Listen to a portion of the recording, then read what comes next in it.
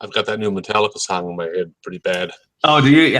One of the guys at work has been blasting the song, I think, on repeat nonstop. All good. Big Metallica fan my whole life, so yeah.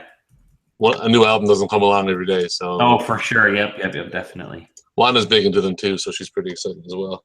Okay.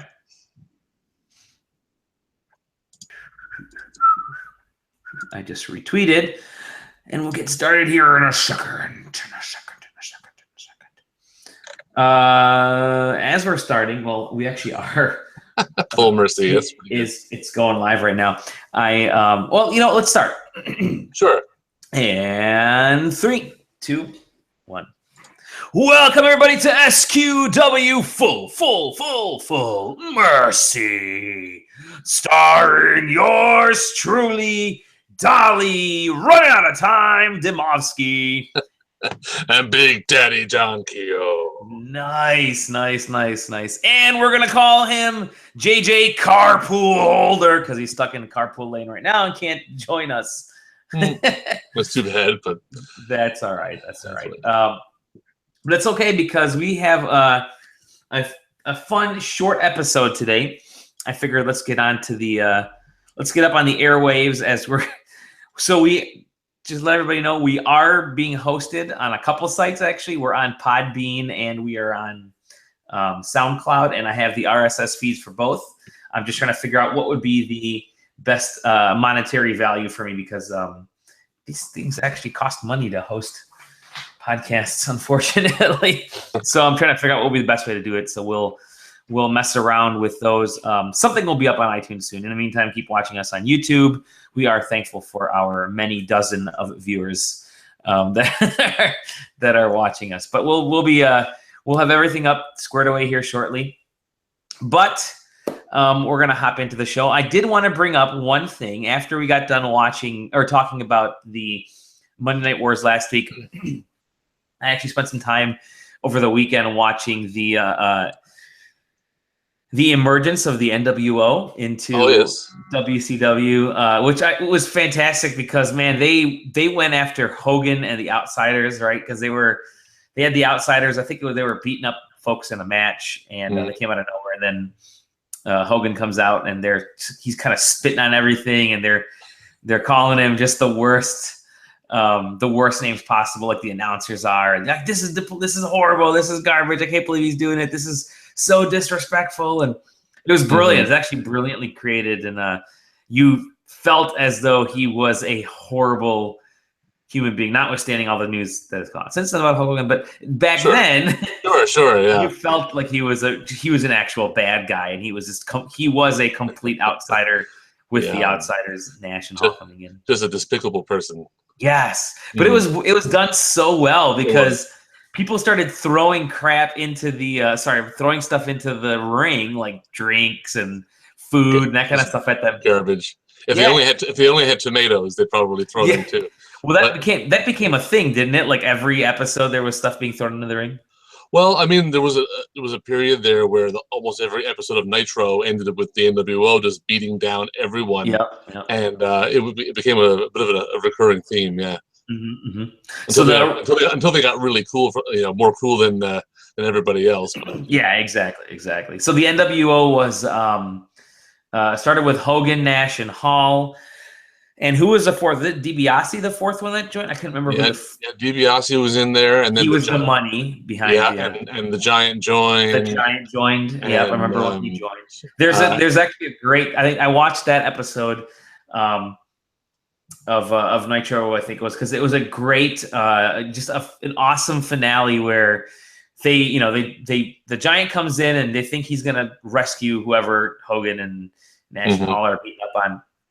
And then he starts just dropping everybody. Chokeslamming everybody left and right, and then hugs the team, of course, and they go back up to the announcers table where everybody has left, announcers left, and they took the microphone and gave just an awesome, speech about the NWO and how happy he was to join in, how DiBiase told him that he could have a $1.5 million house and all that fun stuff. It was really cool. So watching those early episodes with the NWO is terrific viewing. I'll have to. They're up on YouTube, and I'm sure they're up on WWE Network, of course. Well, I mean, even just one more word. I mean, even now that stuff is incredibly fresh. Just the way that it comes across, it holds up quite well. You know, I mean, eventually the NWO definitely, you know, just stayed too long, or it was the same thing over and over. But like you just said, those first couple of episodes, you know, I mean, you might even go so far as to say the first year of the NWO. When they were really dominating, it was just the hottest thing on the go back then. And totally. You know, and me being somebody who didn't have access to WCW or Nitro, I mean, I was dying to see what was happening, and that was at the infancy of wrestling on the internet, like the internet wrestling community, as everyone calls it. IWC is a common phrase now, but back then, all it was news groups on what was it, rec.sport.pro wrestling was that's what, I mean, that's the closest thing to Twitter as you could find back then, people posting about what they were watching. So and they were posting live and everything. It was it was great for me because I'd watch every week to find out if there was going to be a new member of the NWO and who would turn heel. You know, it wasn't even heel and face. They were their own thing, which was pretty cool. So anyways, maybe we'll get into those again you know, sometime down the line here of the show. But I highly recommend just do a search on YouTube or WWE Network for those first, you know, the first reveals of the NWO and really enjoy it because it's pretty awesome. So let's talk about this week. We're gonna make this, like I said, a shorter show, but that's quite all right. No Mercy is coming up this weekend on Sunday. It is. And John, you actually had a good idea. Let's make some predictions for this. This is a Raw show or is it a SmackDown show? It is a SmackDown. It is a SmackDown show. Okay, I just want to make sure. Sorry, I know they alternate, and it's been a long week for me for work. No worries.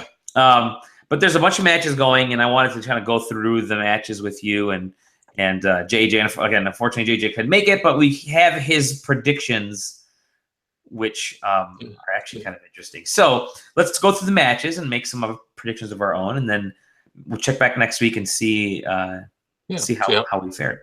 Sounds good. The whole kickoff of No Mercy is Jack Swagger versus Baron Corbin.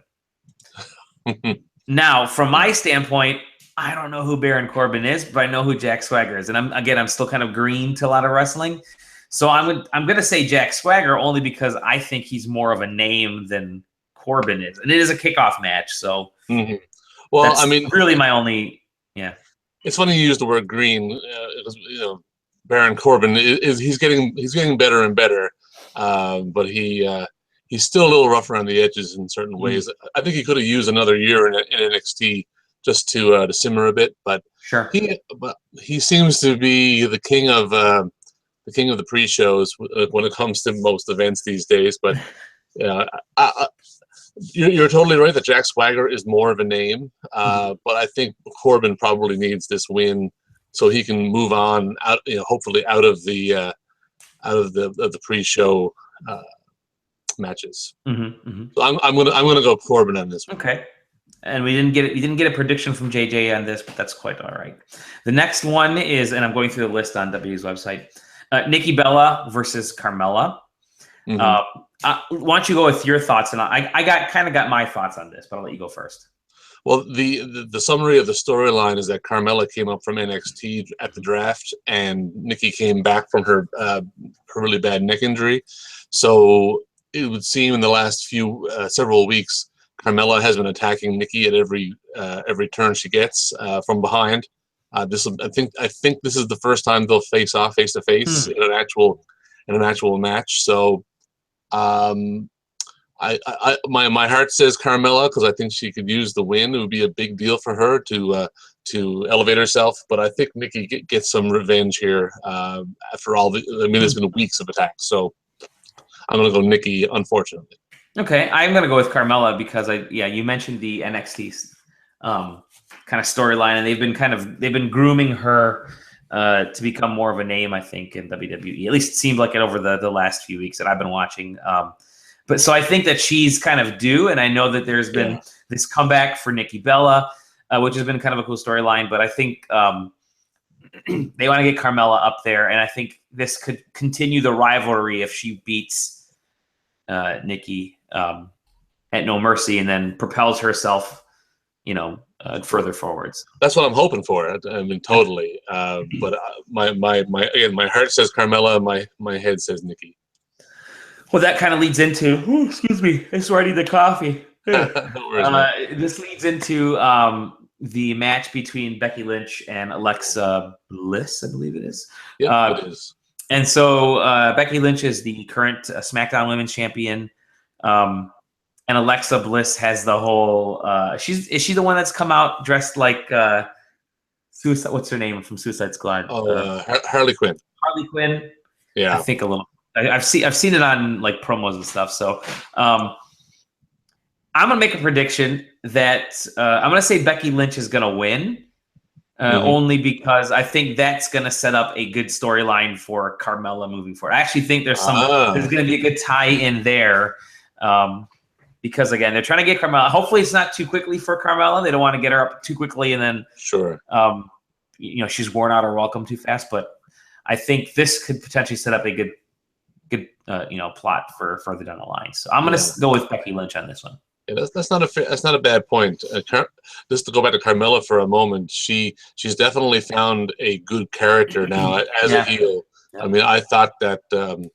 She was in buddy with Enzo and Cass for a long time and playing that up a lot.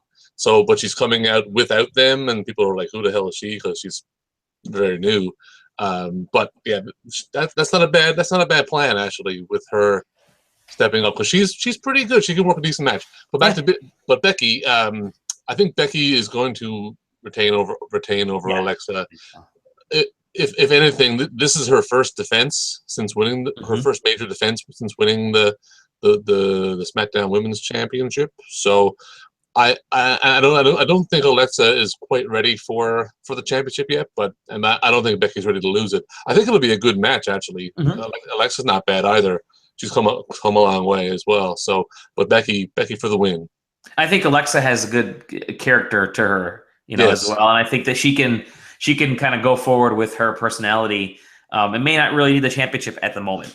Yeah, I think she'll benefit from the loss. I think she's impressed a lot in the last few weeks that she's been involved in this feud with Becky. So good for her.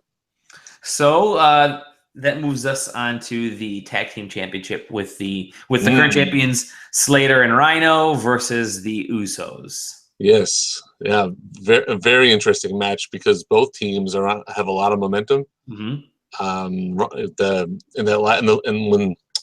the last event, whatever it was, the last SmackDown pay-per-view, when Rhino and oh my God, you just said his name, Slater. Rhino and Slater won the belts, and they won the tournament and stuff.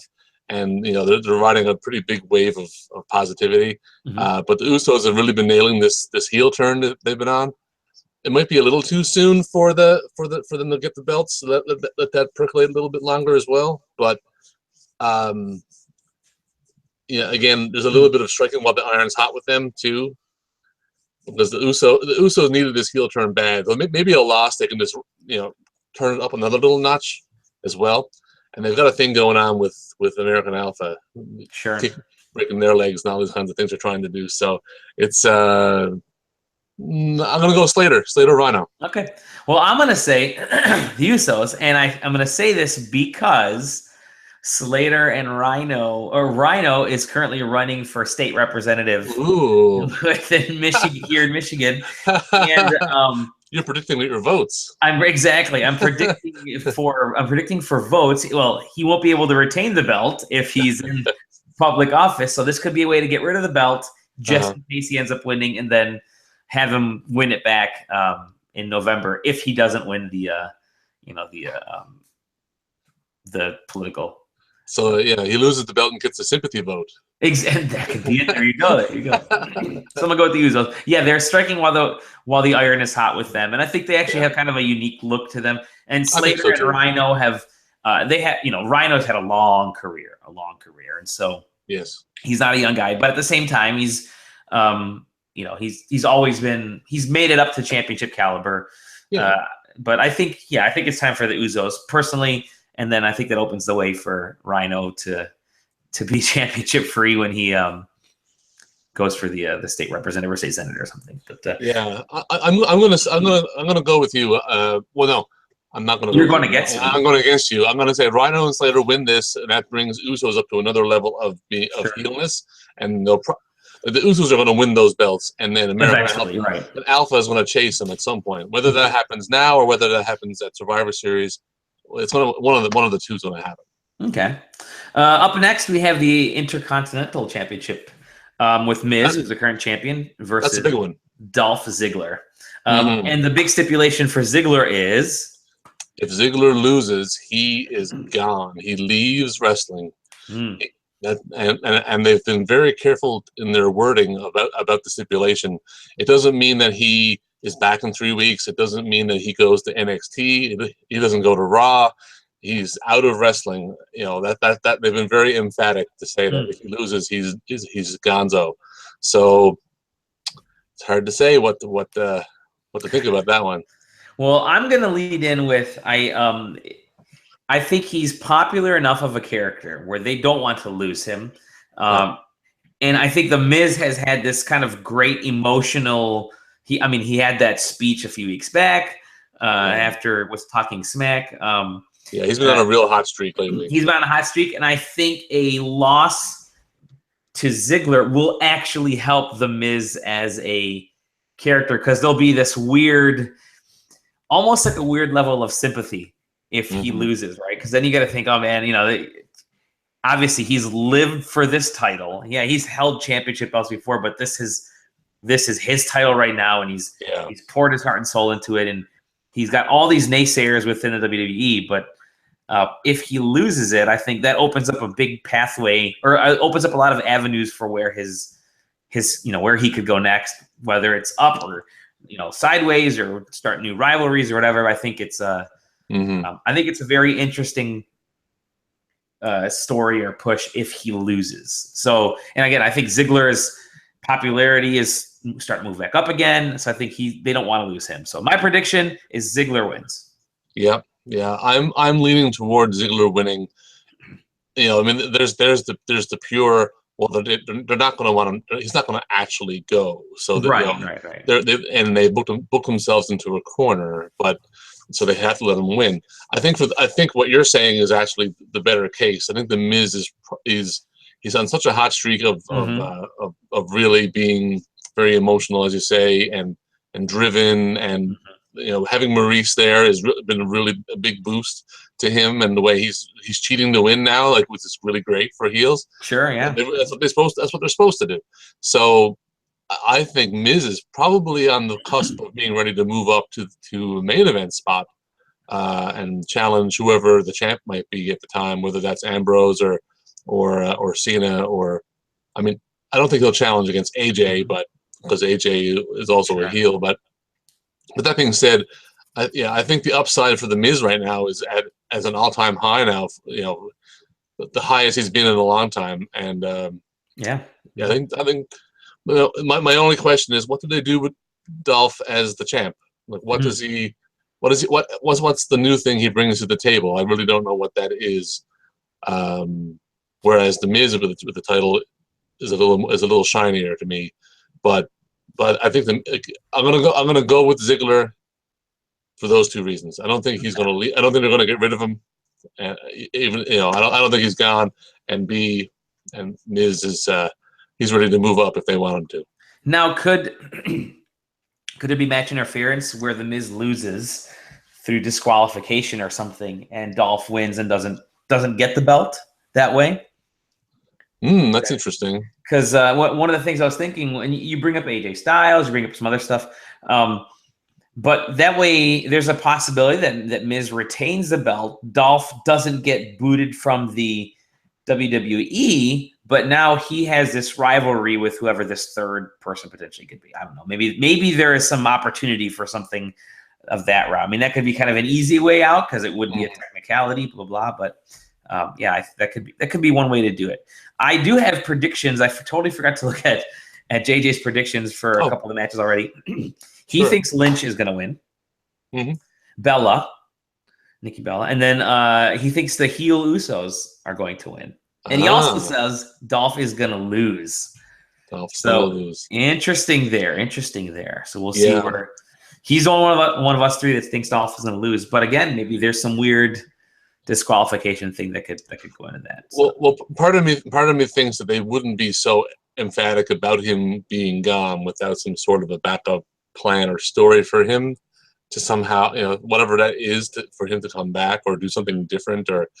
I'll stick with my Dolph prediction, because I think like Miz moving on. I was just thinking maybe not to the championship, but put Miz, like, as we're going to get to, as a triple threat for the world championship.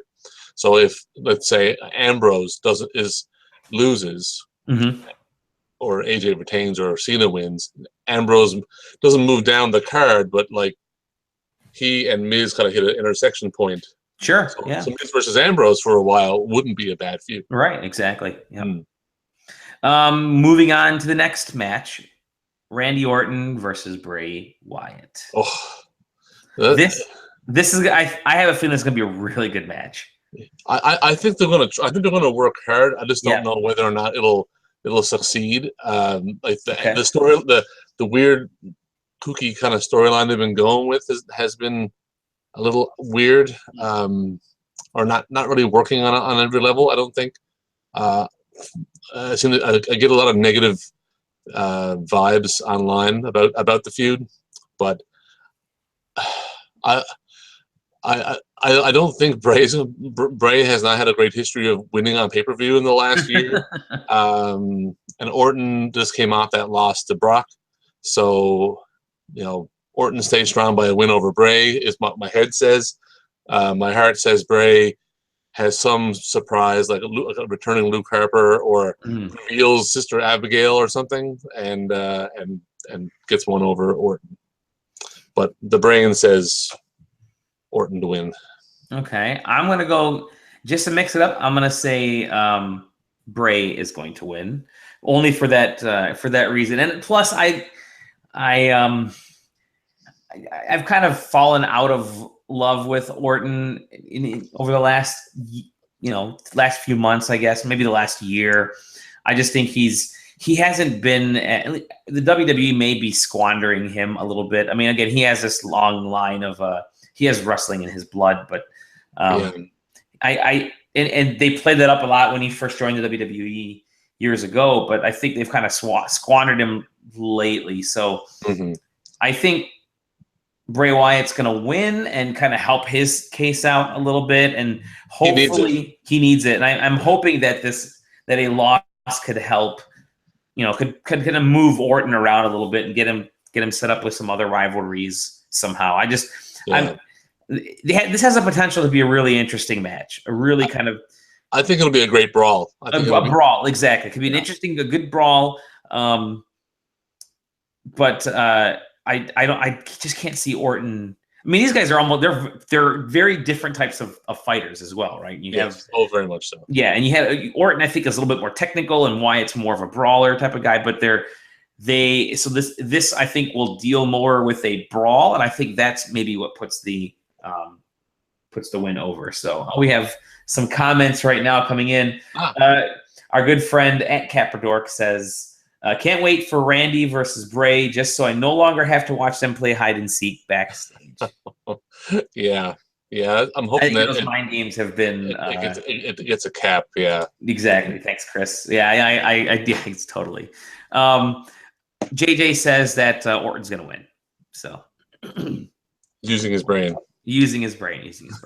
And finally, the big one, the WWE World Champion AJ Styles versus Dean Ambrose versus John Cena. So this is a big match, a three-way match. Yeah. I want to say three-way, triple threat match. But these are always interesting when they're up for like title matches, right? So I think you typically don't, or it's a lot harder to call who the winner is going to be in these. Usually, if it's 1v1, you can kind of make a good educated guess as to who's going to win. But matches like this are more difficult. At least for me, they're more difficult to predict going in. And I just kind of look for interesting wrestling. And, my brain is telling me that it's going to be either Ambrose or AJ. But for some reason, there's a part of me that says, you know what? Don't count out John Cena for them giving him, for him getting the belt and kind of coming back as like the big star and way back from injury and whatever. And so this one's very hard for me to predict. Very hard for me to predict. Cena's really been pushing the idea of him tying Ric Flair's record for the number of world championships. Sure. So this has been a running theme.